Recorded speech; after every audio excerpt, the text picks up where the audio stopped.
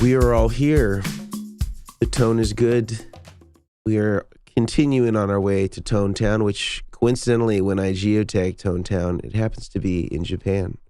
Wow. So who knew that you could get to Japan by road in a car? But we are making our best attempt. I hope everybody is doing well today. The chairmen are here, and we are discussing the topic of our viewer-generated questions. We put out some feelers on Instagram and social media with requests to answer your questions. And we have some great questions in store. Brian is going to be leading us through many of these questions that have been generated by you.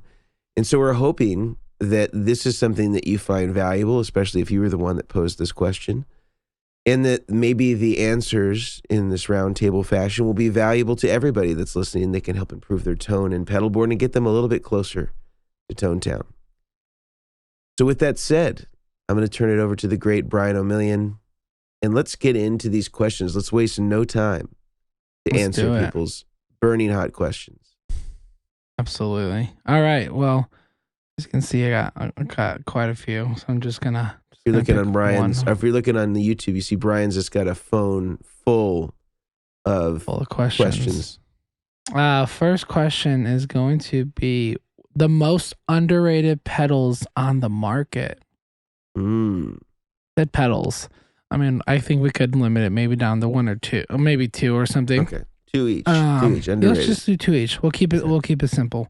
I'll start off by saying I think honestly for me it's always gonna be this one. I feel like an underrated pedal would be for me the Nova Delay. It's still for me one of the most like underrated. Like a lot of people used it, and then other delays came out, but like I still have one, and I consistently still throw it on the board because I love it. And the second underrated pedal would probably be I'm a huge fan of the RC Booster, like a really big fan of the RC Booster. I've used it as a drive before. I've used it as a clean boost. I've used it as like a first in the chain shaper. You'll see them on the boards occasionally and how people will use them, but I think it's one of those hidden kind of things that people don't really realize, how many options there are. So that would be my two most underrated pedals. Good picks, especially the Nova Drive or the Nova Delay. Yeah, that's really good. Yeah. Have you guys ever heard of this new one I came across? I think it's pronounced a Clone Centaur, and very, very highly regarded. Great pedal, underrated though for sure. Some people call it the Klon Centaur, but I think that's a great drive. Good clipping. Big enclosure though, a little bit too big for my personal taste. They clearly weren't thinking ahead. No, they were not. I was actually going to say the RC Booster as well. I know it's come up on the show before. Probably top of my list. It would probably have to be RC Booster would be up there, but I'm a really big fan of speaking of a Klon style pedal, Bondi Effects Sikaz. That's one pedal I like. It's basically a Klon with a much more powerful tone stack EQ section. Has a back sandal EQ in it, so you can boost or cut, which is really good. And it's that pedal. I don't know if you guys have a pedal like this that comes to mind. I always turn it on as an overdrive, intending to turn it back off again. And when I turn it back off, it just doesn't sound as good anymore. I just really like the sound of that pedal when it's on. So that's probably one of my top ones. One I was talking to someone about yesterday. I'm not the world's biggest fan of the Line 6 algorithms. I don't hate them, but there's other stuff out there that I like a little bit more. So as an example, if I could take an Eventide, reverb over a Line 6, it's not really much of a choice for me. However, the thing that I was really surprised about when right over my shoulder on the YouTube, HX Stomp came out, was the amp modeling. For the effects that Line 6 does, I'm like, yeah, they're okay. They're pretty good. I was not expecting to like their amp modeling. I was expecting to actually really dislike it, to be honest. And I thought they did a really good job For a pedal that is a multi-effects unit, I think that part of the HX Stomp is underrated by some. Some people absolutely love it and they're onto it, but I kind of started thinking less of it than I should have, and I was proven wrong. Those would be my two. I like those. How are you, Mason? There are so many choices out here, so this is certainly not the only option because I'm restricting it to the two that I can think of, that are top of mind. I would say one that a lot of people do not talk about in the overdrive category is the full tone bass drive. Oh. This is a bass oriented full drive.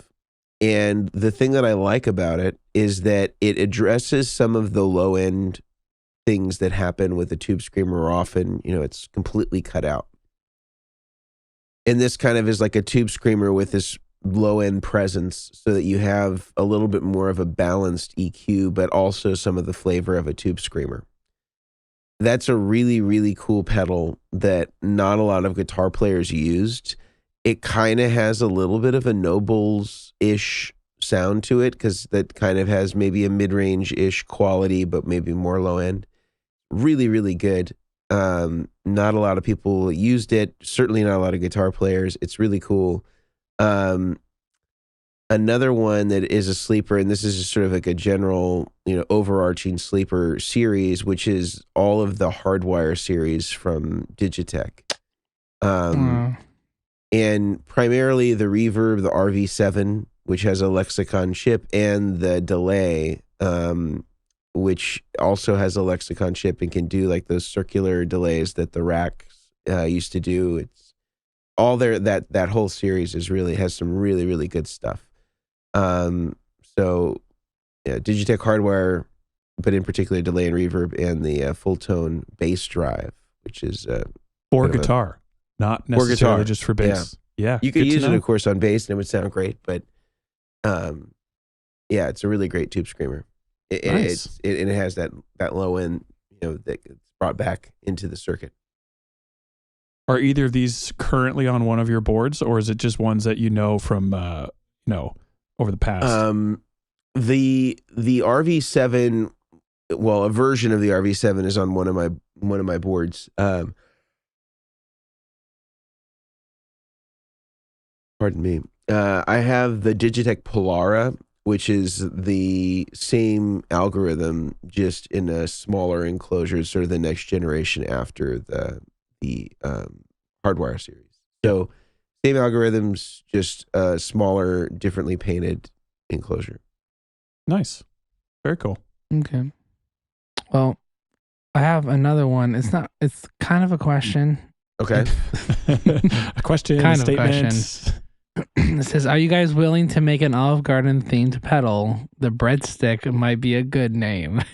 I just had to throw that It one wouldn't out be there. for free, though. You would not get this pedal for free. No, not unlimited. Like the breadsticks at Olive Garden. Well, we just need to get that Olive Garden sponsorship first. Yeah, really do. So if anybody knows Mr. Garden, or Mr. Olive, or it could be Mrs. Garden, I don't know. I suppose it could be either.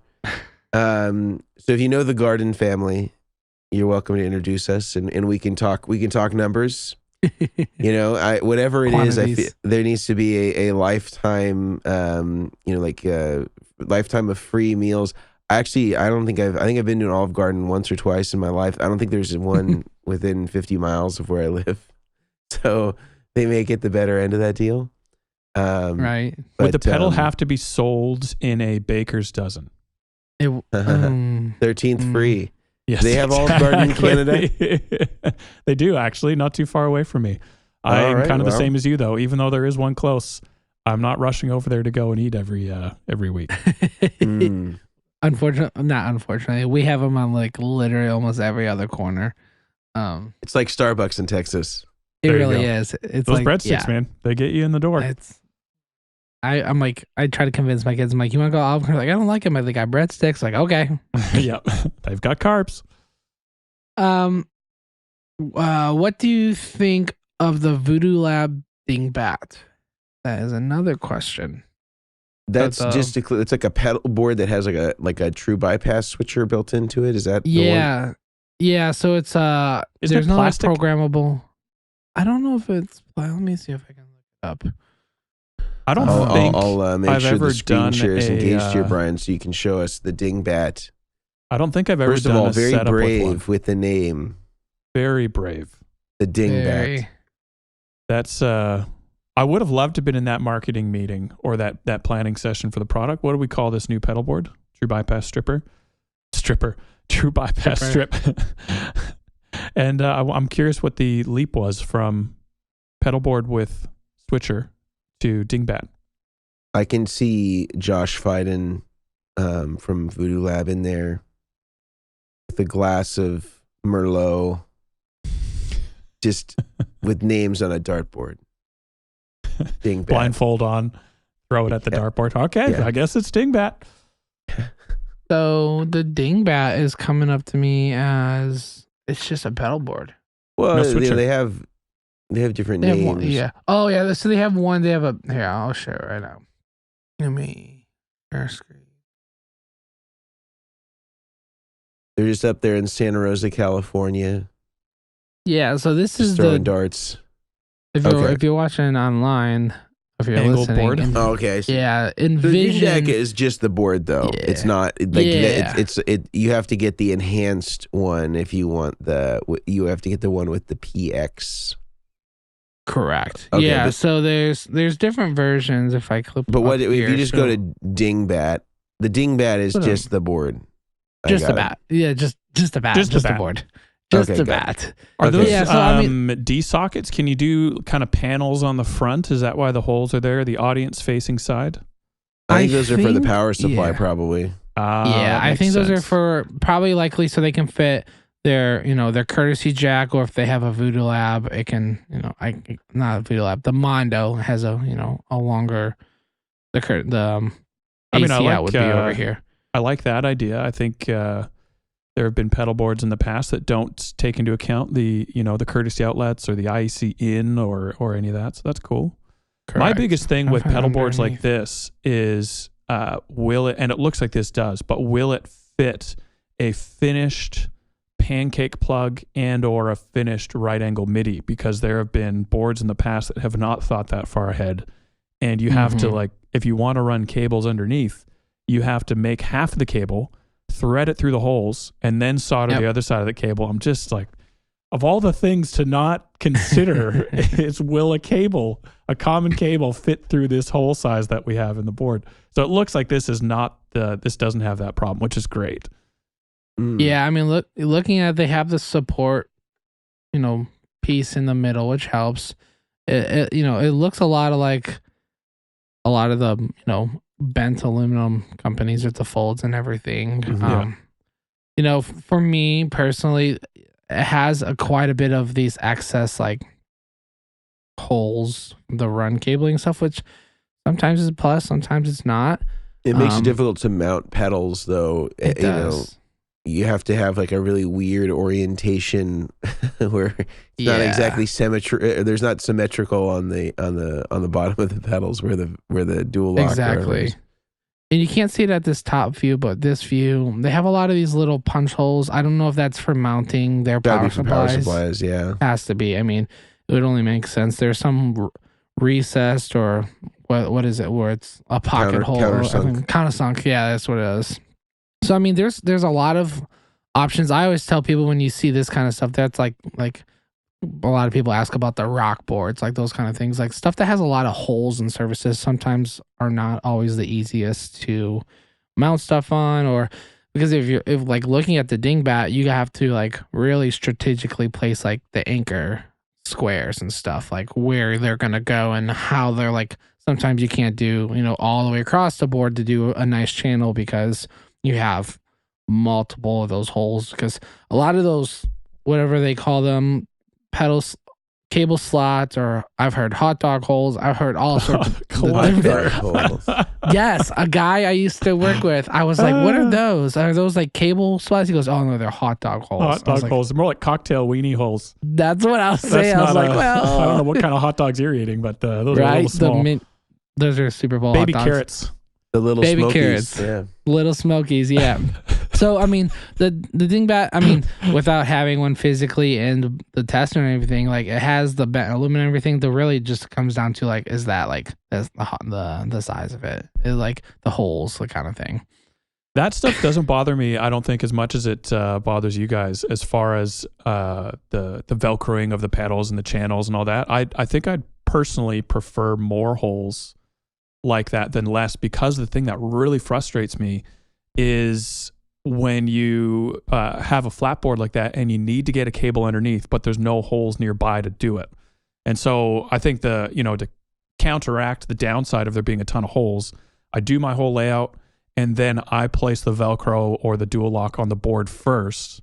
So I'm obviously not going to be hitting it over any holes, and then put the pedal down on top of that. Because one of my biggest pet peeves with a Holy board, which I know is another company, with a board with a ton of holes in it, is when you flip it over the underside and you can see the sticky side of the Velcro going over top of a hole. Biggest pet peeve. I can't stand it. Yep. And so, so you have to just kind of counteract that a little bit. But I do like I'd rather have a few extra holes than a few too few coming up short a little bit. So, I mean, to each his own. But I don't think I've ever done a setup on a dingbat before either. It's not a board I've come across too often. But guys, speaking of great pieces of gear that is well thought through, can I tell you about, this is a good transition, right? Good segue. A few of our sponsors. The first one up I want to tell you guys about is the Guitar Sanctuary. We love this sponsor so much that Brian has just set up shop there, and we send him there every week. Every single week. I don't know if it was, a chicken or the egg scenario. Was Brian at the Guitar Sanctuary first, or did they become a sponsor? And then we're like, this is working, guys. We're going to move in. I don't know what happened, the order of events, but here we are. The Guitar Sanctuary, unbelievable spot to get all the gear you need for your rig, whether it's a pedal, a guitar. Do you guys carry the dingbat in the shop? Is that something that is a thing over there? I know you carry a bunch of great pedal boards, but no, we don't. I don't think we carry Voodoo Lab power supplies, but there you go. Boards we do not. So a whole bunch of great gear, Vertex, Goodwood audio, and then once you have all that stuff purchased, Brian Omilion himself can set up your board for you on any board but the dingbat. And that is, it's a good thing. So check out the Guitar Sanctuary for any of the gear you need for your rig, and you will be happy that you did. The other sponsor I want to tell you guys about is monocreators.com. So Mono does their own version of an angled board, super lightweight, super strong, great for mounting huge pedals underneath because it has a ton of space underneath, whether it's a junction box, power supply, whatever it might be.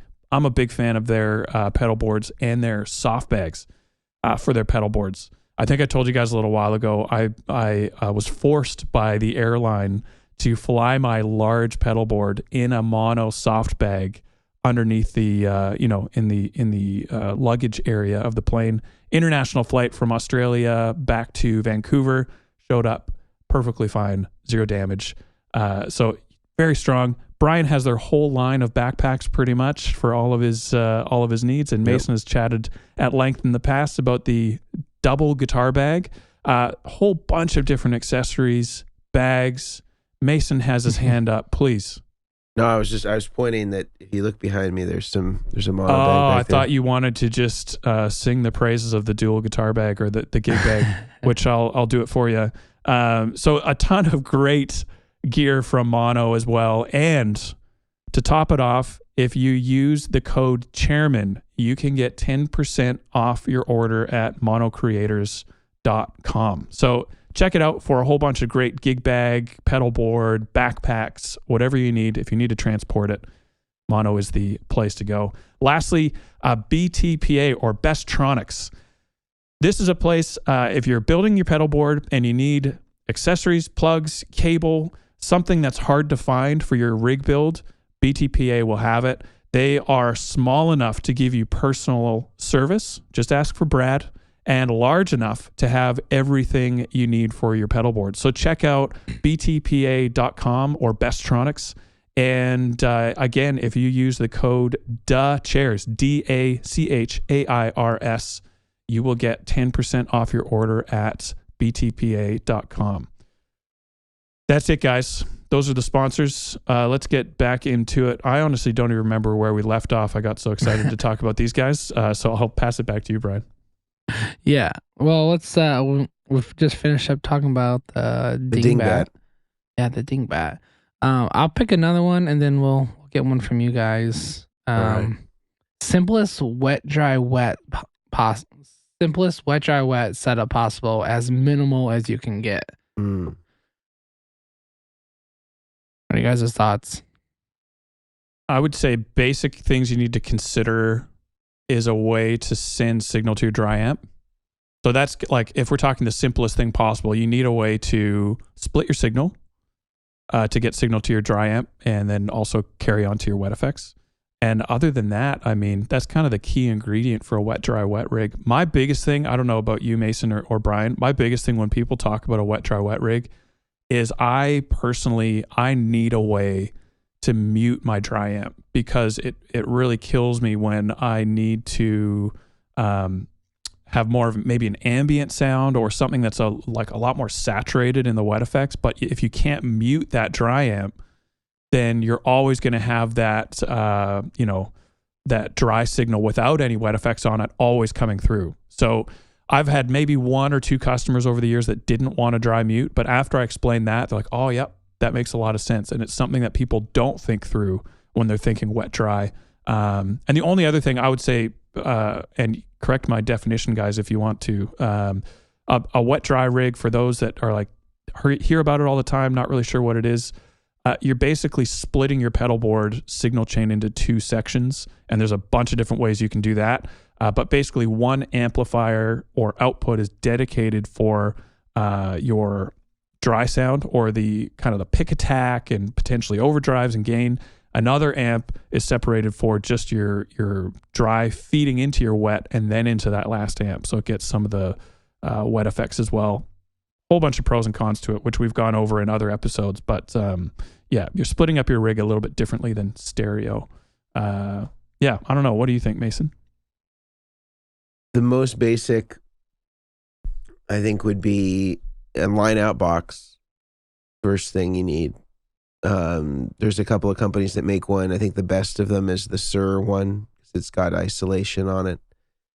And then you're going to need an effect that can mix in parallel, ideally, two effects. So one that I think is the easiest way for people to get into it, that the effect does it all in one, under one roof, is the Source Audio Collider. It has delay and reverb. They're both really nice delays and reverbs. You can run them in parallel. You can run them 100% wet. You can run them in kill dry. It has all those options. It has an analog dry path. And then running it into some sort of cabinet and power amp simulation after that. So that could be a Cab Zeus, that could be a Two Notes Cab M. All those would work for that. So you would need at least those three pieces. The line out box that would be connected to the dry amplifier that connects the speaker jack between the head and the cabinet, or if it's a combo between the speaker out and the, or the speaker itself and the speaker jack on the back of the amp, and then feeds something like the Collider. You have the delay and reverb in parallel. You can mix them however you want, or put some dry in it and then feed it into some sort of cabinet simulation that's going to basically take the place of the power amp of the wet amp. And that can just be another channel in the mixer. Or you could feed it into the return of another amp, like a Hot Rod DeVille or something like that has an effects loop. You just go into the return for the wet, and that would negate the Cab Zeus or the Cab M. But those would be probably fewest moving parts. You wouldn't be able to, with the line out box, so you can't mute the dry amp, hey? Because you're coming after the power section, and if you mute the dry send, is always going. Dry is always going, and then you're electing to how much dry you want in the wet amps, by way of how much mix you're using on the wet effects. That's like the traditional, studio style wet, dry, wet that you would have seen, in the 80s and 90s. Yeah. The rack style. The racks. All right. I'm going to share my screen again. If you're listening, feel free to envision this. But there's two different products that I've used in the past for this kind of stuff. The RJM Tone Saver, which they don't currently make. But you can find them some to this office when sold. But they're in Bulgaria. You can buy one in Bulgaria apparently. There you go. There's one I saw on another site. I saw it for sale. Oh, look at that. See those guys up there. But I've used the Tone Saver in the past, just because you're able to run the output and the isolator out, one to go to the front of the amp, one to hit the rest of your wet effects, and then out a stereo of your wet effects. And the other one I've recently been seeing is the Gig Rig Humdinger. It's the same concept. There is a lift for that second output. I've seen both of these get put on boards. If it's in a circumstance that you are running into 3 live amps, you don't have to worry about a cab emulator or anything.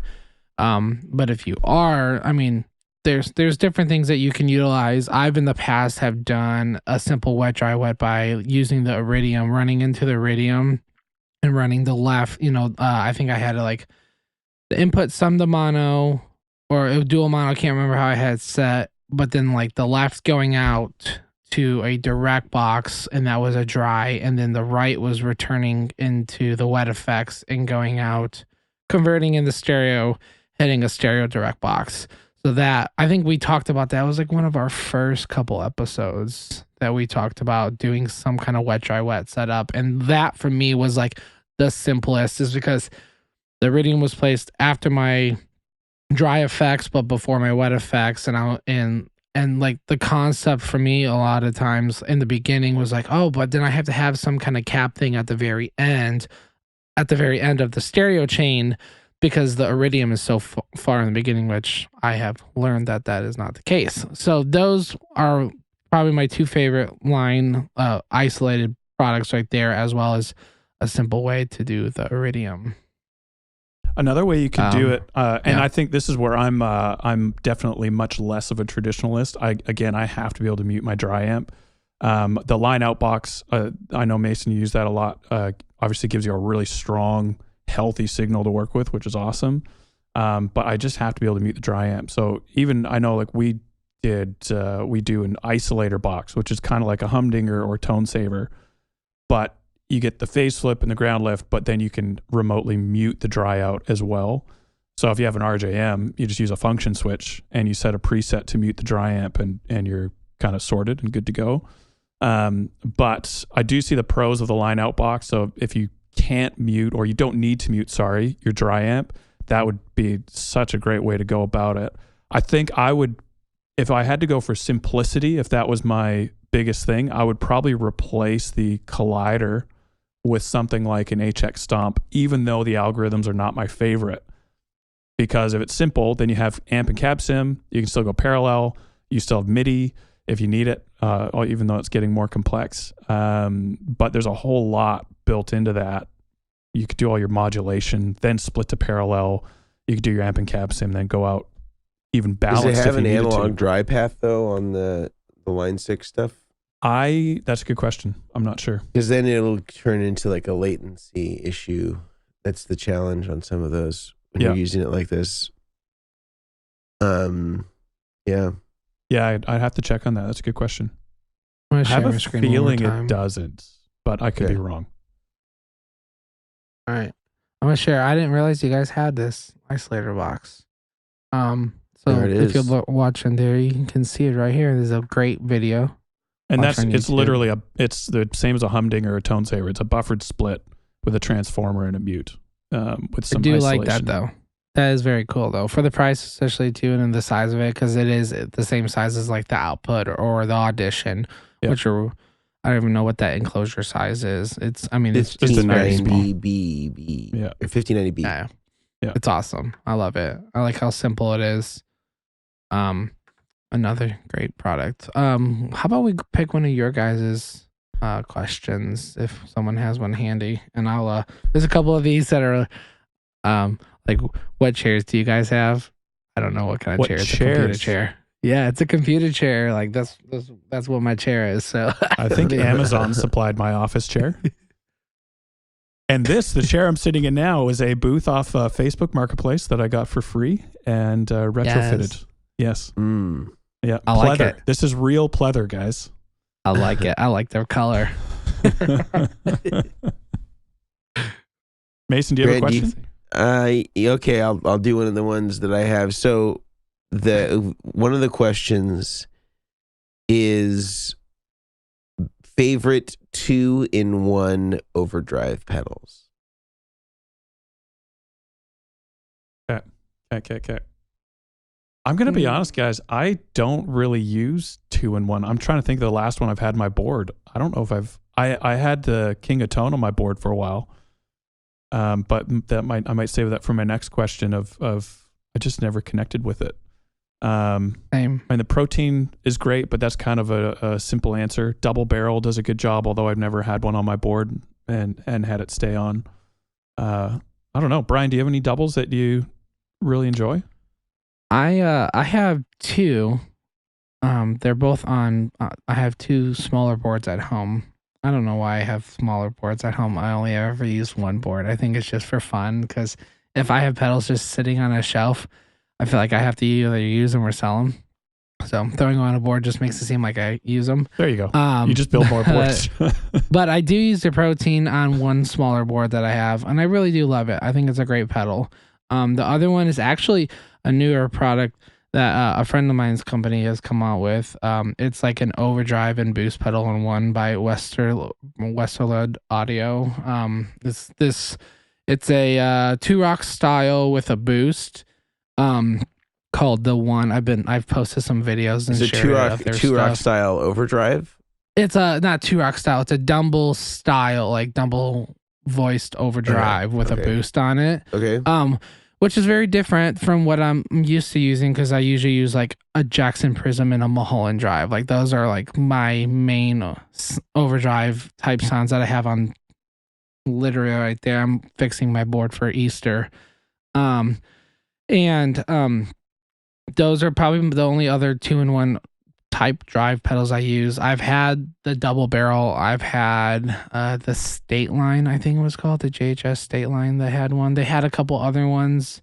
I've never meshed with 2-in-1s because of the size of the pedal. I typically like to go for a smaller form like the RC Booster or Prism or Mulholland Drive size.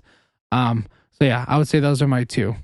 Have you guys played is it Gladio Cornerstone? That one comes up a bit, and the Jet Pedals Lamb Drive. Those two come up on setups, but I played them each like maybe for 5 minutes, but I haven't gotten tons of time with them. But those are consistent on boards that we have done. I don't know if you guys have any more experience than I do, but those have gotten good reviews from customers that I've worked with. Yeah. Yeah, I did a board for them for NAMM last year, and I saw for Cornerstone. Yep. And they had the big Gladio and their smaller one. And it's a great pedal. I think for me, like the type of gain I'm getting out of it wasn't for me. But it is a very common pedal I see as well come across on boards. If it's not the big one, it's a small one because the big one can also do the TRS jacks. So you can split the sides if you're running a switcher. I've never worked with the jet pedal stuff. That's like the one that I actually had someone ask me a question about one of their reverb pedals, and I've just never used it. So I've never I can't really give a honest opinion without ever like watching a video only can do so much. It's until you play it. So. What about you, Mason?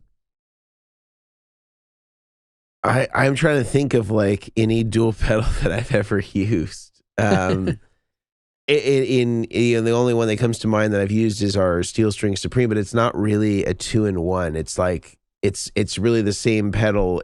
It's just like it brings in more features to enrich the original channel. So I don't really think of it as like a 2-in-1. I mean, you could use the channels independently, but it wouldn't. I don't think it's not really like two separate overdrives, and it's not really. I mean, maybe it's a really light overdrive, but it's not like a heavy overdrive. I mean, I would just say ones that I see a lot. The Gladio one, I see the Duelist a lot. True. Good call. Duelist. Great one. The Protein.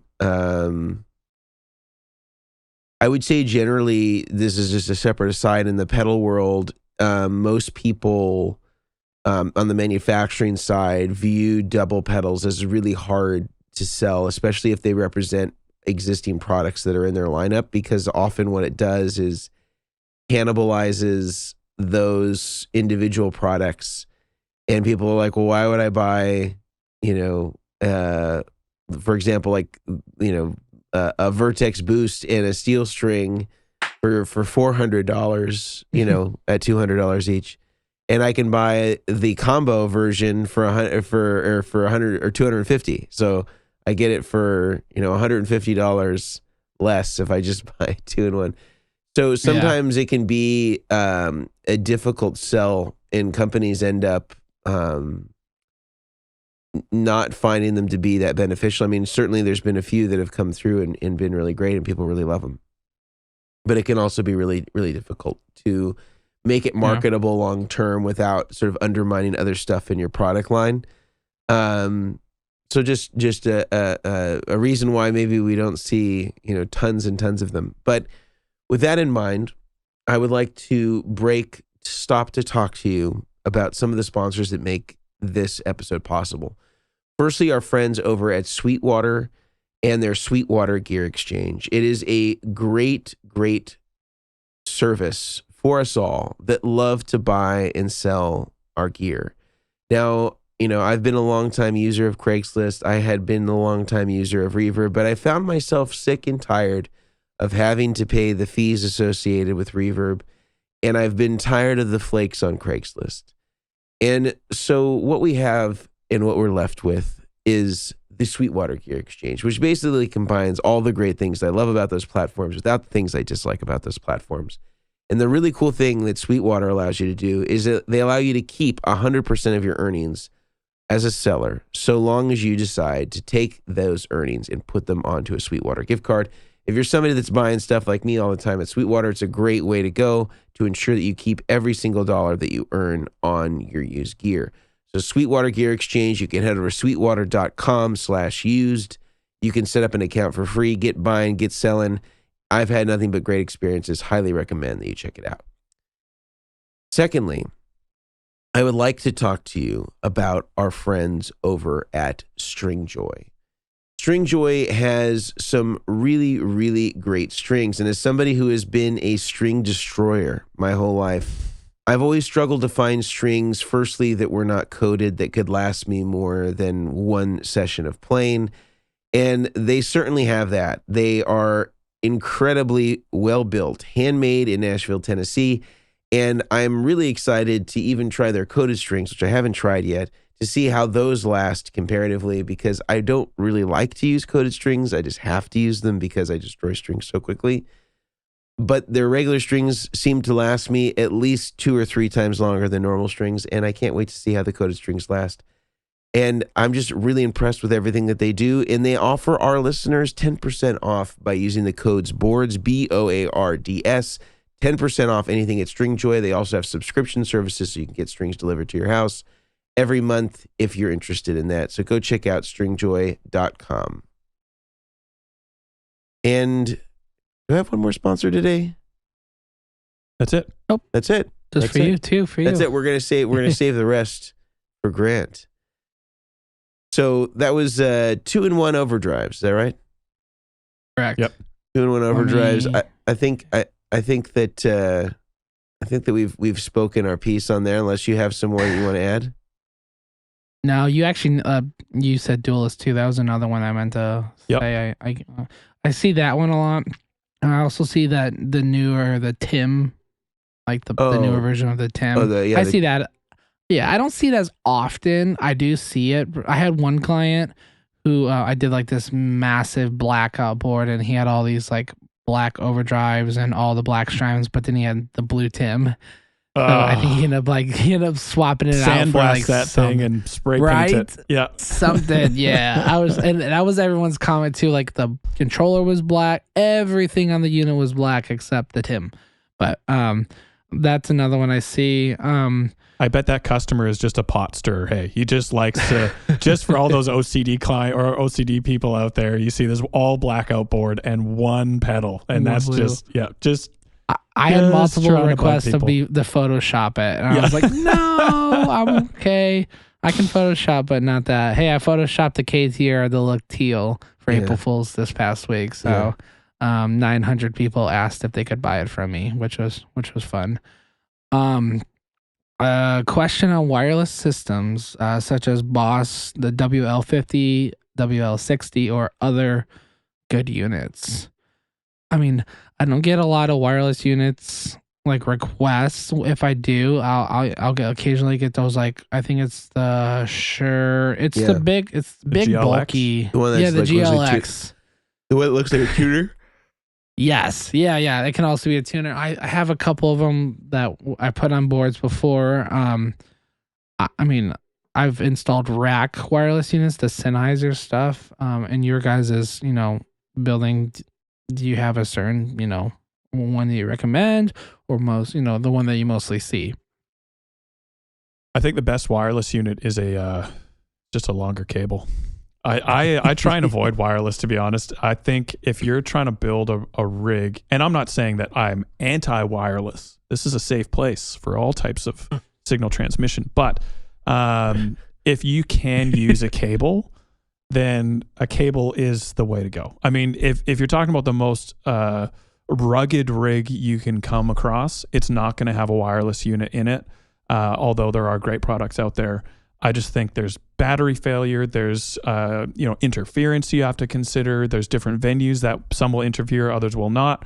There's all sorts of stuff that you can come across with a wireless unit. So if you don't need it, I would avoid it. And the other thing as well, if you're into buffer sensitive pedals, like a fuzz or treble boost or whatever it might be, a wireless is going to make your life very difficult because you're now buffering your signal right at the guitar itself. And so, but what's Brian going to do when he wants to walk down the ego ramp at church and and interact with the crowd, touch his fans out crowd there? Surf. Oh my gosh! Yeah. I mean, again, I'm sorry, Brian. You're just gonna have to stay still on stage if you want that solid rig. But no crowd surfing if you on must. Easter. If you must, yeah. See, when I was in a band, I think I had like the G30, like line 6 one or something like that. Really simple. But that's because I was like doing like guitar spins and running around because I was in a hardcore band. I thought it's because you guys had like synchronized dance moves where you would. Oh yeah, sure. Yeah, we took it like the Trans-Siberian Orchestra where they have like the rising platforms. No. I have a wireless, it's one of the GLX, but it's like the really big receiver. I have my backpack. Let me see if I can find it. But it basically, like the body pack, and what I only ever use a wireless, like if like our sound guy, because we're part of a church plant, like doesn't show up, and I have to like mix like during the set, which is very difficult to do both at the same time. In transitions, you just run back to the desk quickly to do some mixes. I would during sound checks and stuff. I will like adjust everything, but then nothing sounds great because like I'm not playing or anything. So I've like had to like purchase a wireless and whatnot to use. But yeah, the problem with wireless is like some stuff like I did one on a FM9 board is that sometimes you could just get dropout depending on the venue in. You have to worry. There's so many extra things you have to worry about. Let alone have to worry about my in-ear monitor pack having batteries in it. But like, if you're wireless, like you can play if your monitors go down, you can just listen to the drums or something. But like, if you're wireless guitar, then you have to undo it and you have to do like. There's just so many like. For a 30-minute set, I'm just gonna use my instrument cable. I mean, some sets as the good Lord kind of intended. Rely on them. But you think Jesus used a wireless? Come on. There's another episode. What guitar did Jesus use? Yeah. Just a shabby old Tweed Deluxe. I'm gonna say it wasn't an SG, but I would say handmade. Even more rounded those exactly. Those cutouts. Yeah. And then the Les Paul was born. I think there is obviously a place for wireless, but I think if you can avoid it, I would. And for those of you, Brian, funny story for you. I used to do guitar spins as well. I know you wouldn't think it by looking at me. Yes. The least hardcore guy around, sitting right in front of you. But I was using a wireless. Did the guitar spin. It was a PRS Brazilian 22. Like, beautiful guitar. Don't spin that guitar. But of course I was young and dumb. My strap popped off. It was in a venue where we were like semi in the round. And so there were people, right to the side of the stage, and spun my guitar. Strap pops, flying through the air. It doesn't go straight into the ground. It goes for a trip. And I turn around to my side and I see this stunned girl. She must have been like 14 years old. And it just landed right in her arms. And she was sitting down, and just the most stunned look on her. Ran over, grabbed my guitar. Thank you so much. Very sorry. Kept playing. And then after that, the spins kind of had to stop or get strap locks. But the wireless was an issue. If I had a cable, my guitar never would have landed in her arms. It would have just kind of stayed where it was. So I think the cable was another win for the cable side of things on that. So question on this: you said your PRS had a Brazilian? Yes. There you go. It was a very clean clean cut. Yeah. A lot of polyurethane on that one. Yes. Right. Yes. I have a question that actually someone asked on our feed for the question round for this thing. If you guys don't mind. This one comes up with setup customers all the time. So I thought this was a really good question. The preference, if you guys have one, between Nano Pog and Micro Pog. Micro Pog being the one that is in a slightly bigger enclosure, still 3 knobs. One's in the BB, and one's in the B. 1590B. Yeah. Okay. So is there a difference? What is your preference? Any thoughts? Apparently there is a difference. I've never shot them out side by side, but I know a lot of people that used the one that was in the larger enclosure, the micro one, and then they got the Nano and they said, well, it just is not the same pedal. Agreed. I would think that Electro-Harmonix would be able to match it 1-to-1 circuit wise, but at least anecdotally reported by users, people say it doesn't sound the same. I've had the same experience, although I agree. I haven't done a scientific or repeatable test. I had a micro on my board, then needed to downsize because of space. Got to fit more stuff. And it just never felt the same. I really disliked the Nano, to be honest. The Micro Pog was like home base for me as far as pitch effects go. And so I noticed a very quick difference. I still need to do an A/B test though. The size of the Nano is very convenient. Obviously, it's almost half the size, but it just didn't sound or feel the same. So yeah, that's where I'm coming from for those ones. Yeah, I'm in the same boat. I'm also like when with running a switcher, if there's a pedal that you have to click it on every single time, I'm gonna find something else just because sometimes I just forget, or I'm in the moment, or I'm setting up other stuff. And the Nano has that soft switch, which is cool. But anytime the board boots up, it doesn't automatically turn on or anything. There's not even a setting to do that. So the micro for me has always been a favorite. That's such a small little thing. But for me, it's the same thing for sound. I think they do sound differently, which is really, really odd. The fact that, when they were designing it, I don't know, maybe they wanted it to be voiced a little bit differently, which is interesting. But through setups, even if it's space related, they're like, no, I'll make room for the micro. It's a good call. They'll make room for it, even though it is, Which is funny because I did have literally the exact same question I was gonna ask. That's perfect. Sorry, man. Stole it from you. No, you're good. One question is, I'm looking to get a new guitar. Should I get a 335 or a dual jet? Whew. I have an opinion on this. But I think it's ripe for disagreements. I would say obviously they'll sound different. There's different pickups, all that. That goes without saying.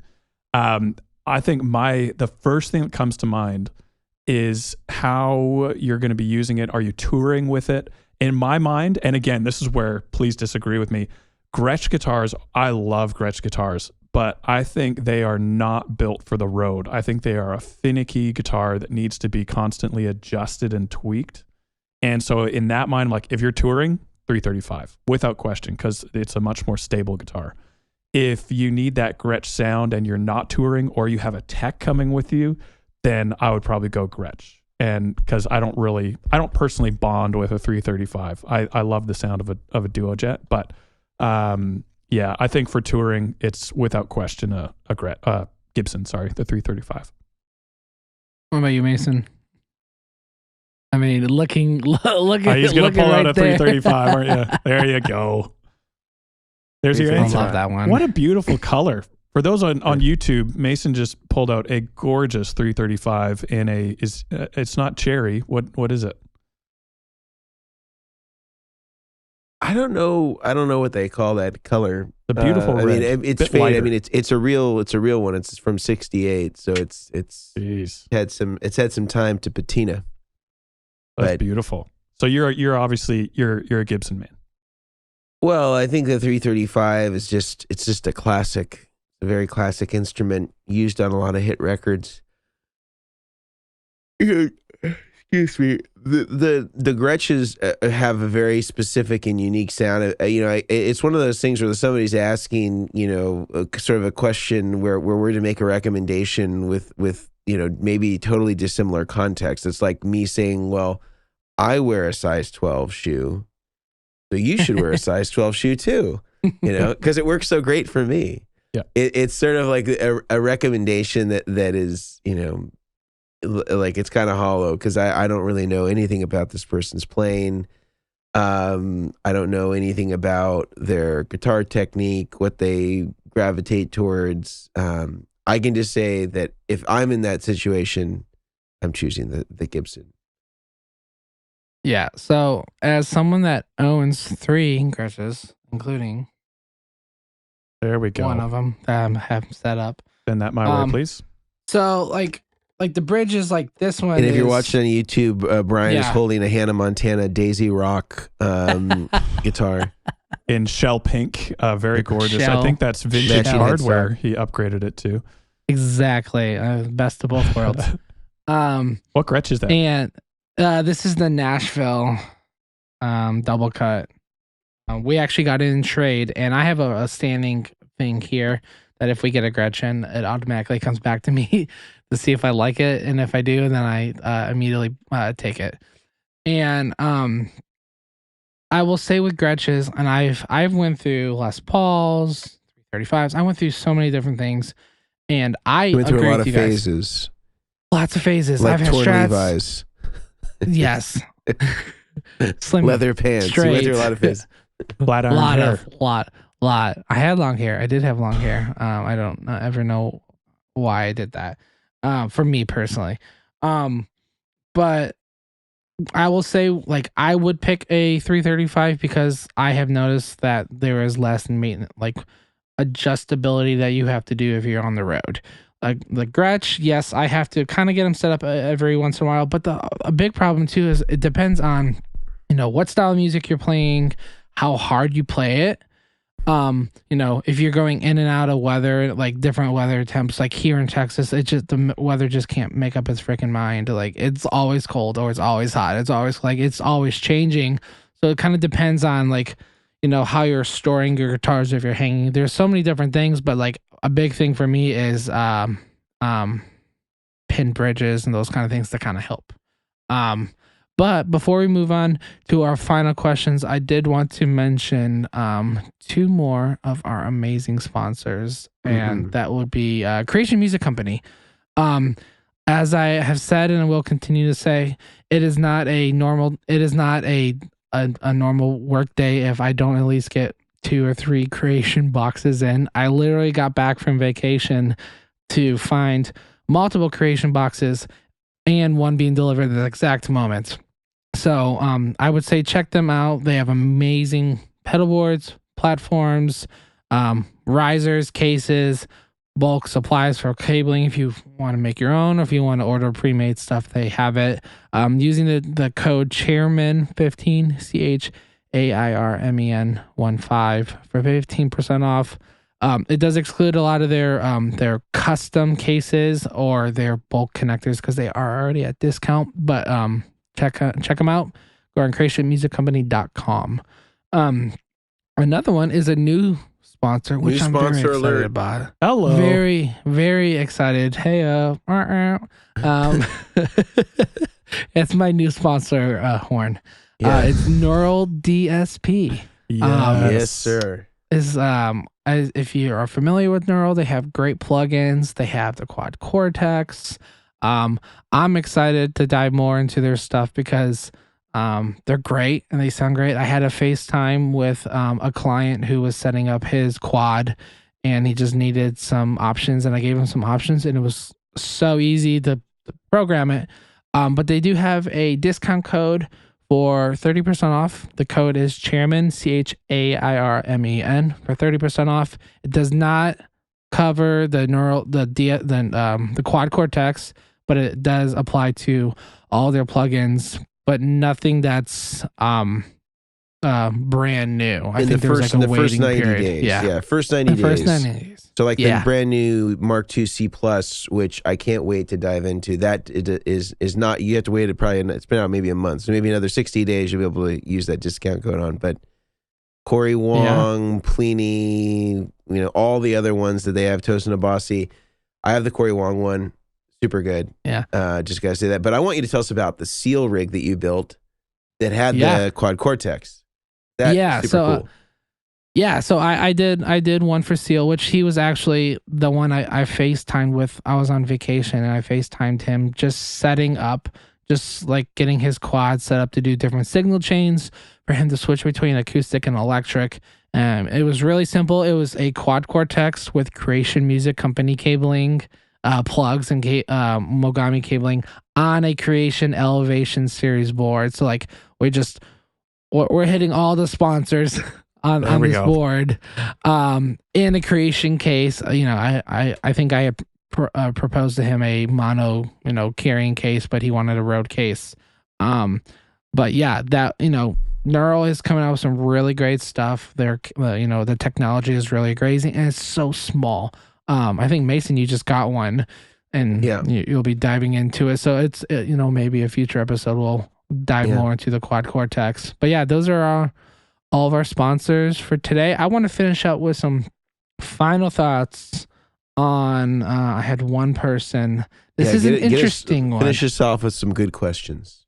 This is an interesting one. And I'm curious about it because I had mentioned it earlier about why do people endorse bad or mediocre gear? Man, we need another hour. What would be an example of that, Brian? That's what I'm wondering. I mean, we're pretty positive guys, but let's just name and shame. Which I think is funny because we also endorse stuff that we think. I think it comes down to like the taste. It's if someone is saying, "Oh my gosh, this is the best pedal ever," and it's $29 pedal, you should be like looking into the history of it and the quality of it and like the whys and stuff. If you're seeing someone that's like, I use this every single day and it's like paid promotional kind of thing, maybe do some research.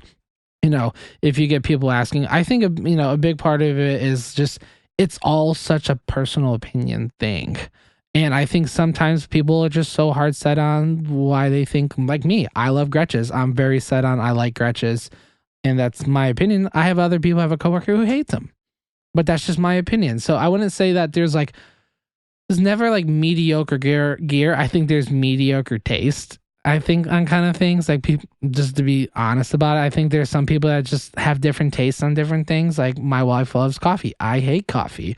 That's her preference about it. So you're saying she has mediocre taste because she likes coffee, Brian? I just think she has a different. I think she has a different taste. She has a stronger taste of that horrible tasting liquid. In this case, though, she is correct, and you are unfortunately very wrong, Brian. You are very mediocre. I am the mediocre taste because I do not like the bitterness of that coffee. So I think it's such a. I don't think they're trying to endorse mediocre stuff. I just think it comes down to their taste in gear. What do you guys think? Oh, is that a delegation? That's feel free to take it away. I feel like I've been talking first a lot in this episode. Okay, I want to hand it over to you, Mason. Right. You go first.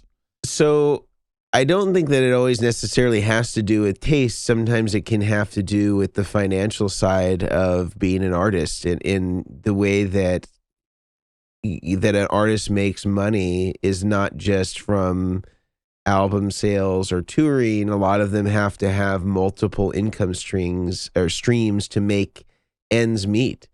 And so sometimes I would say it's probably less common with like really, super well-known, guitar players, like somebody on like a John Mayer level is probably not going to endorse something that is, kind of mid to low end because it's not stuff that they use typically.